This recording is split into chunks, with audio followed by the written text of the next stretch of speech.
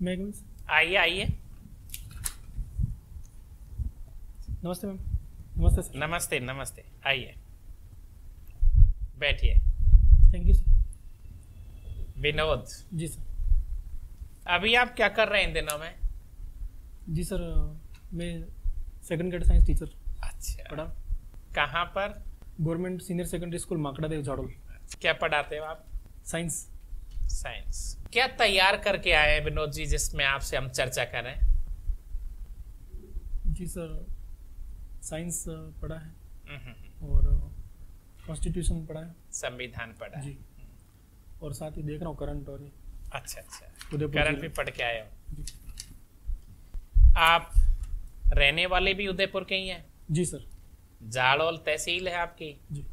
तो इतना बढ़िया, गांव से ही स्कूल जाते होंगे, घर से ही जाते होंगे, वापस आ जाते होंगे आराम से। अब आप प्रशासन में आ रहे हो तो आपको धौलपुर भी जाना पड़ेगा, खुलना भी जाना है, जैसलमेर जाना है। तैयार हो? जी सर, तैयार। क्यों बनना चाहते हो आरएस? जी सर, आरएस राजस्थान की एक सर्वोच्च प्रशासनिक सेवा है और साथ ही इसमें विविध क्षेत्रों में कार्य करने का मौका मिलता है। हाँ, हाँ।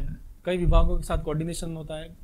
और मान लीजिए जब आप कोटड़ा एसडीएम लगा दिए जाते हो तो ऐसा क्या काम करोगे जो किसी ने अब तक नहीं किया? क्या है आपके मन में कि एसडीएम बनने के बाद कोटड़ा में मैं अच्छा काम करना चाहता हूँ? क्या कमी है वहां पर? जी सर, कोटड़ा में एक तो शिक्षा का स्तर कम है और स्वास्थ्य सुविधाएं वो भी कम है और साथ ही ट्रांसपोर्टेशन का तो और बेरोजगारी की समस्या भी है। तो आपने तो मेवाड़ के हो, जाड़ोल के हो, तो इतिहास ही पढ़ा होगा। जी सर। महाराणा प्रताप जब हल्दी घाटी युद्ध के तत्काल पश्चात उन्होंने अपनी राजधानियां बनाई थी, कहाँ कहाँ गए थे? जी सर, हल्दी घाटी युद्ध के बाद गोगुंदा गए, फिर कुंभलगढ़ और उसके पश्चात वो कमलनाथ की पहाड़ियों में जाड़ोल। कमलनाथ की पहाड़ियां कहाँ है? जाड़ोल में है सर, आवरगढ़। क्या विशेषता है ये कमलनाथ की? कमलनाथ की पहाड़ी सर जाड़ोल क्षेत्र का सबसे ऊंची अरावली की चोटी है, 1001 मीटर जिसकी ऊंचाई है। साथ ही वहाँ पे प्रसिद्ध तीर्थ स्थल भगवान कमलनाथ का मंदिर है। क्या विशेषता है इस तीर्थ स्थल की? इस तीर्थ स्थल की सर दो किंवदंतियां हैं। एक तो रावण स्वयं यहाँ पे पूजा करता था और रावण जो है कमल के पुष्प भगवान के चढ़ाता था। अच्छा। दूसरी संकटकालीन राजधानी थी महाराणा प्रताप की। झाड़ोल से कौन कौन सी नदियां निकलती है? जी सर, जाड़ोल से मानसी नदी निकलती है, वाकल नदी, उड़िया नदी।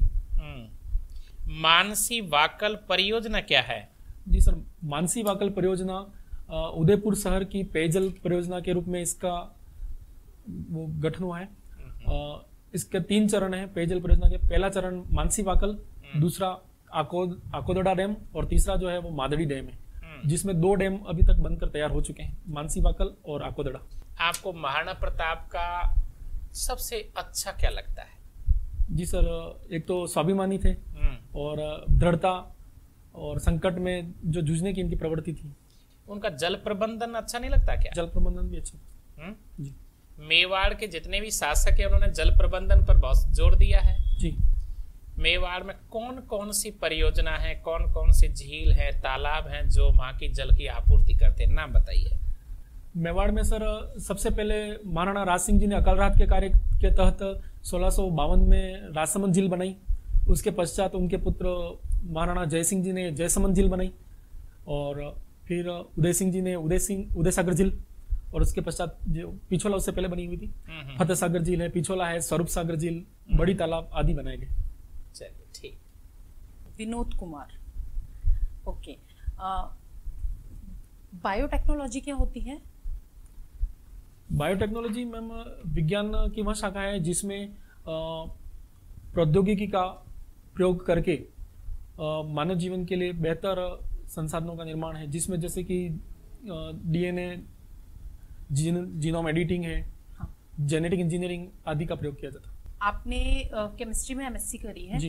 क्या इंटर रिलेशन है बायोटेक्नोलॉजी में और केमिस्ट्री में? केमिस्ट्री प्योर साइंस का एक पार्ट है मैम, जिसमें रिएक्शंस और उसके बारे में स्टडी की जाती है, जबकि बायोटेक्नोलॉजी जो है उसके एक इन दोनों में आपस में कोई रिलेशन नहीं है? जी मैम, बायोकेमिस्ट्री जो है वो इसी का पार्ट है। बायोकेमिस्ट्री इसी का पार्ट है। एनवायरमेंटल बायोटेक्नोलॉजी क्या है? इन्वायरमेंटल के संबंध में जो भी टेक्निकल स्टडी की जाएगी, कैसे यूजफुल है? इको फ्रेंडली सब्सटेंस बनाने में है। कोई एक दो एग्जाम्पल देंगे इसके? जैसे कि बायोप्लास्टिक है और बायोफ्यूल्स हैं।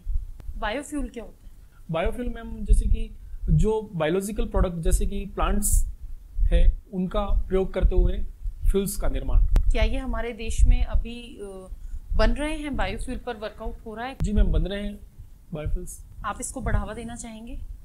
जी मैम, बायोफ्यूल्स जो है वो इको फ्रेंडली होते हैं और पेट्रोकेमिकल की तुलना में पॉल्यूशन फ्री होते हैं। आपको क्या लगता है अगर बायोफ्यूल बढ़े तो लागत ज्यादा आएगी या कम आएगी इनकी? जी मैम, बायोफ्यूल अभी इनिशियल लेवल पे है, इसलिए अभी लागत अधिक आएगी क्योंकि इंफ्रास्ट्रक्चर इसका डेवलप नहीं है।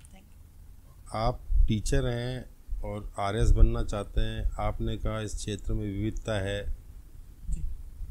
क्या आपको लगता है कि आरएस बन के कुछ आप नया कर पाएंगे, कुछ क्रिएटिव कर पाएंगे जो टीचर रह के नहीं कर सकते आप?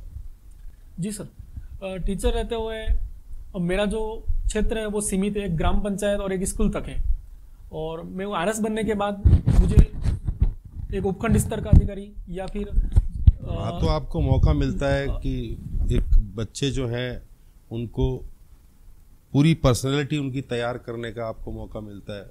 आपको न केवल अपना सब्जेक्ट पढ़ाने का मौका मिलता है बल्कि आप उनमें कुछ मॉरल वैल्यूज भी इनकलकेट कर सकते हैं उसमें। जी सर, जो एक अच्छे व्यक्तित्व के लिए जरूरी है। जी सर, शिक्षक राष्ट्र का भविष्य होते हैं और बच्चों का भविष्य का निर्माण करते हैं। बच्चों के सर्वांगीण विकास में शिक्षक का बहुत ही अत्यधिक योगदान होता है। उनके नैतिक मूल्यों का और शारीरिक मानसिक सर्वांगीण विकास शिक्षक करता है। लेकिन जैसे कि अच्छा, आज जैसे आप अपने शिक्षक का सम्मान ज्यादा करते हैं या किसी आरएस अधिकारी का सम्मान ज्यादा करेंगे? सर, निसंदेह शिक्षक का सम्मान अधिक है। तो फिर आरएस क्यों बनना चाहते हैं? सर, मेरी प्रारंभिक रुचि थी, मैं प्रशासनिक सेवा में जाना था, तो मैंने ग्रेजुएशन के पश्चात कंपटीशन की तैयारी की और मेरे को जो इनिशियली जॉब मिला मैंने शिक्षक का किया। उसके पश्चात मैं अभी इसकी प्रेरणा, जो आरएस बनने की प्रेरणा कहीं बाहर से तो नहीं मिली आपको? जी, स्व प्रेरणा से।